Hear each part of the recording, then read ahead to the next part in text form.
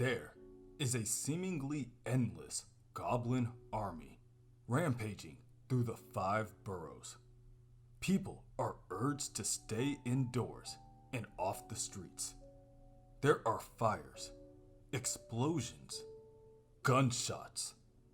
Authorities are responding as best they can, but all too often they are one step behind.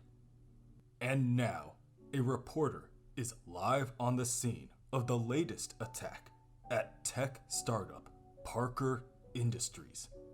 CEO Sajani Jaffrey is here to comment. The Goblin King sits on the edge of his throne, listening intently to the news. That is when Menace flies in with Anna Maria in hand. But the king tells her that can wait. The news is on, and it looks like Sajani from Parker Industries has something to say. A goblin, some woman calling herself Monster, attacked us. Said it was because our ties with Spider-Man. It was horrible. She threw bombs. Our roof collapsed on her and my colleague, Peter Parker. Emergency services don't know when they can get here. I want to be hopeful, but I don't see how anybody could be alive in that. The Avengers are stretched to their limits, caught between fighting goblins and helping first responders save lives. Even obscure vigilantes like Cardiac, they're all out there, and it's not enough. The timing's perfect. Mayor Jameson's Spider Slayers can aid in the rescue effort. Liz Allen, CEO of Alchemax, will even sign off on it. They're field ready, just not combat ready. Still, Liz reasons this could be considered a PR win for both the people at Alchemax and the mayor's office. No! The mayor yells. I had you build those things to take down Spider-Man! The mayor is cut off by his assistant, Glory Grant. She has had enough. The city's under attack. Peter Parker, their friend, could be dead, and all Jonah cares about is some old vendetta. Glory quits her job on the spot, claiming she is done with this administration and with Jonah. On her way out the door, she reminds Jonah that his wife's dying wish was for him to let go of his hate. And if he won't do it for her, he never will. Outside Mystic, Connecticut, Mary Jane stops the car so that Aunt May can get a breath of fresh air. May just heard on the radio that Peter could be in danger. The way they made it sound, he could be. And Jonah, Jay can't reach him either. Every call goes straight to voicemail. Mary apologizes for any inconvenience, but as they know, Peter is close to Spider-Man, which means they're all just 1 or 2 steps removed, and their lives can be turned upside down at any minute. However, at that moment, Mary Jane gets a call from Otto. Peter? She gasps. The radio said, A ruse to buy time, Mary Jane. Everyone who knows me is in danger. Get out of... Already done, and May and Jay are with me. But your aunt's freaking out. You have to... You deal with it, Watson, Otto snaps. I've got important things to do. Within Parker Industries, Otto and Sajani are fast at work, searching for a cure for Carly Cooper's goblin poisoning. Carly screams out in pain as she attempts to fight off her possession. It's like her brain is on fire. The goblin serum is complex, Otto comments, reversing its effects more so. Take your time, Sajani scoffs. These straps are the ones you use to hold venom, and that worked out so well. Your attitude is not helping, Sajani. Me? You just blew up half our barely insured building to fake your death. You've got goblins, cops, and vigilantes after you. How does that help us? Not helping. Undoing the effects of the goblin formula is possible, but undoing them so the subject survives. At that moment, Otto gets a call. "Oh, Spider-Man!" Sings a familiar voice. Who is this? How did you get this number? "Please, it's me," Says the king.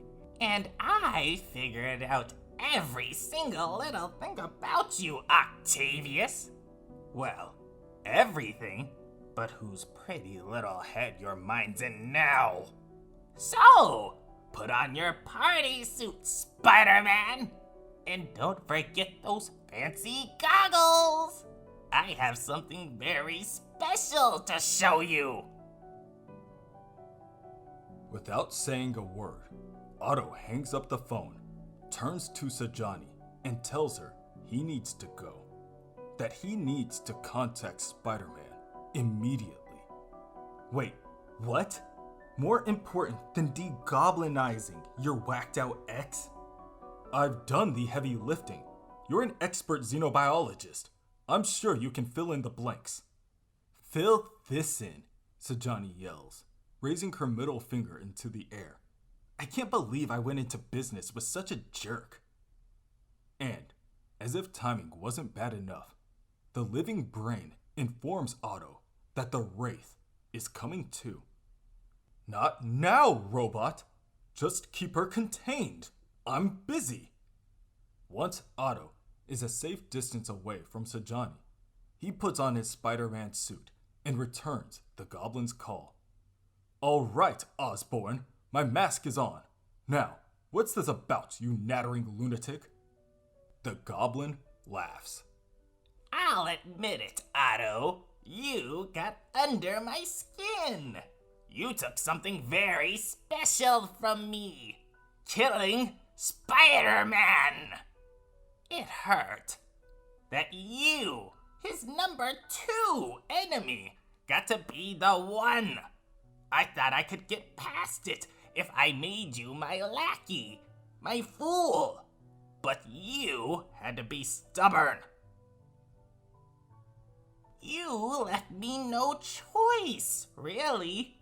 You took that triumph from me, so I'm going to take everything from you. What? I have to destroy you now, completely and utterly.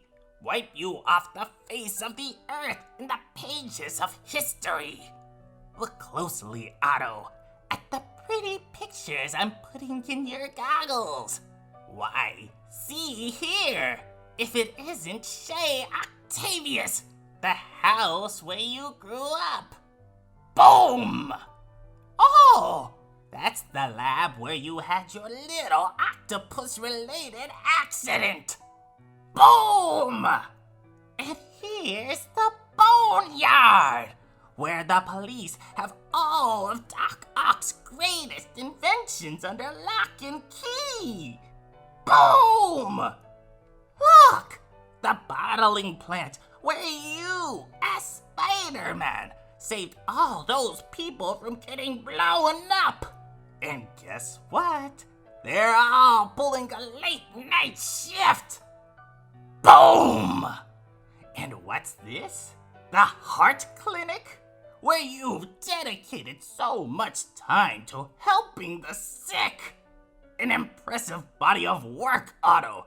A legacy any man would be proud of. And boom! The Goblin King laughs so uncontrollably that tears begin pouring from his eyes. Spider-Man, on the other hand, falls silent.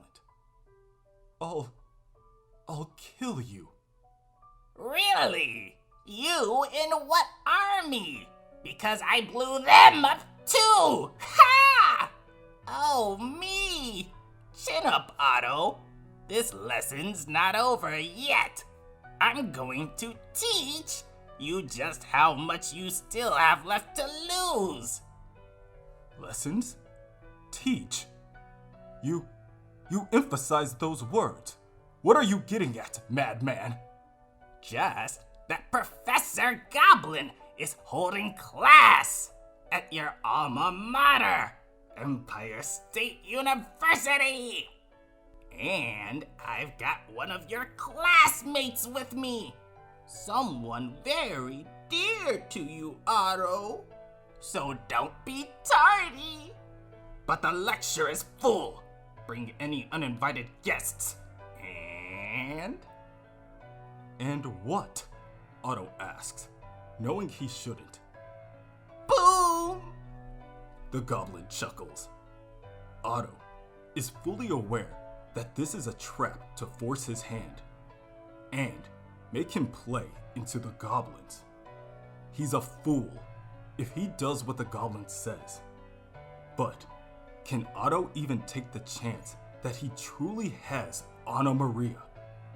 He's never known this side of the equation before, and he can't help but wonder, what would Parker do? Within the mindscape, where what's left of Peter Parker's identity has merged with that of Otto Octavius, all he can feel is hate. He hates this Spider-Man as he's never loathed another living being.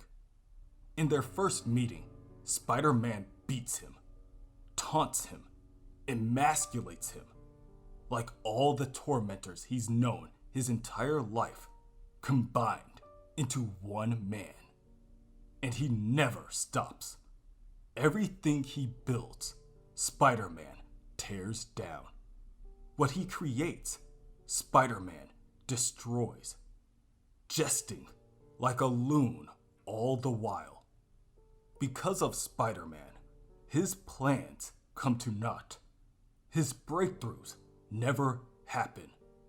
The greatness he's meant to achieve becomes humiliation and scorn. Spider-Man destroys his life. And ultimately, through physical beating after beating, ends it. He will leave this world with nothing to show for it. And all because of that infernal Spider-Man.